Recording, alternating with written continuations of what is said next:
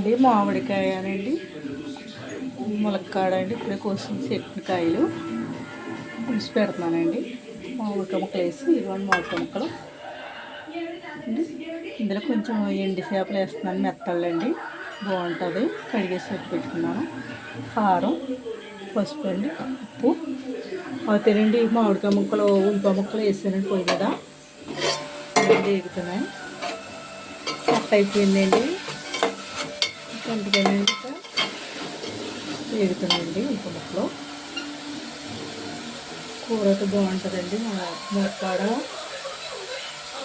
మామిడికాయనండి.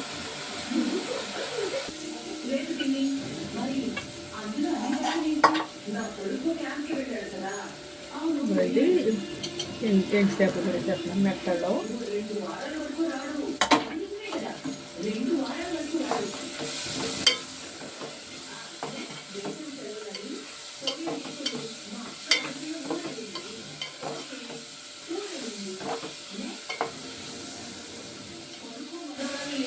వేపు ఇస్తానండి ముక్కలతో.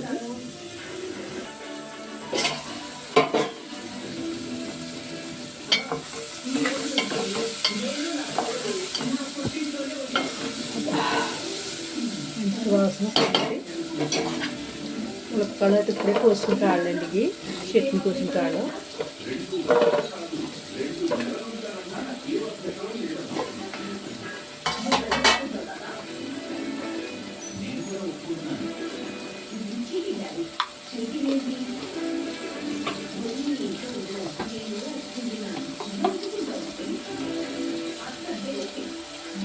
కారం వేస్తున్నాను. వేస్తానండి.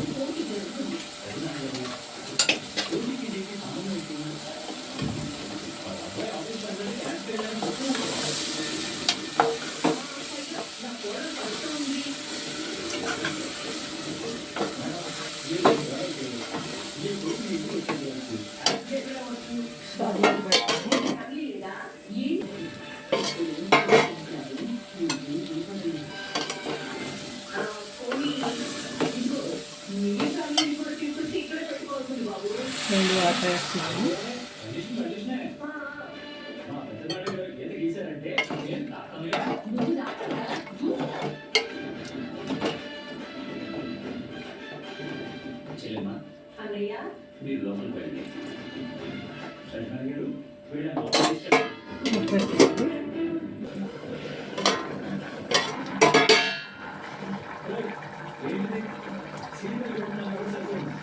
ఇవ్వండి మామిడికాయ ముక్కలు వేసేస్తున్నాను.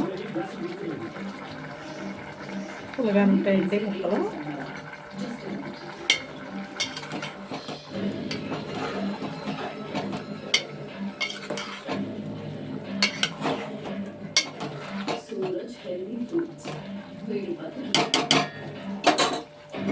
చూడండి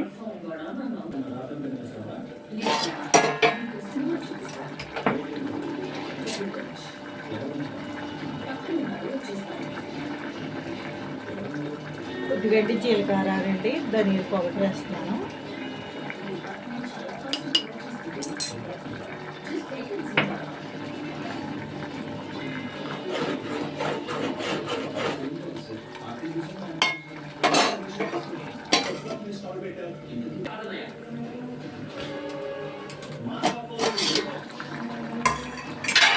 కూర చూసేయండి.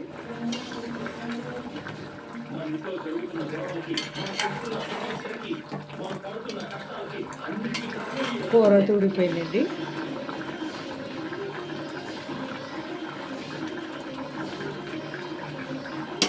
ఇది ఇంకా చిక్కబడిపోద్దండి. మామిడికి వేసాం కదా, చిక్కబడిపోద్దండి.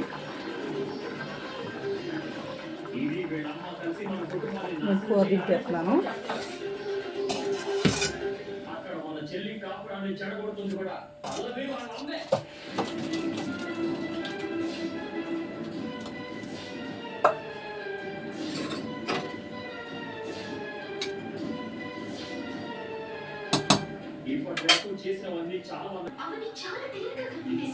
ఇంకండి మామిడికాయ అనండి, ములక్కాడ అని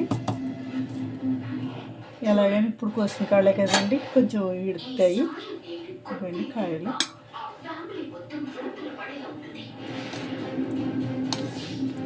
కూరలా ఉంటేనే బాగుంటుందండి, కలిపొడ్డానికి గట్టానే చాలా బాగుంటుందండి కూర.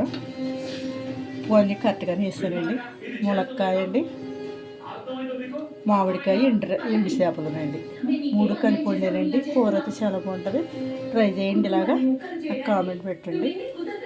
తిని ఇలా వండి చూడండి, షేర్ చేయండి, కనిసం నొక్కండి, ఫాలో అవ్వండి, సబ్స్క్రైబ్ చేసుకోండి, కామెంట్ పెట్టండి ఫ్రెండ్స్. బాగుంటుందండి. మామిడికాయ, ములక్కాయ అండి కాంబినేషన్కి ఏమో అండి. ఎండు చేపలు మెత్తలు వేసానండి ఇందులో. కూర సూపర్గా ఉంటుందండి. Thanks friends.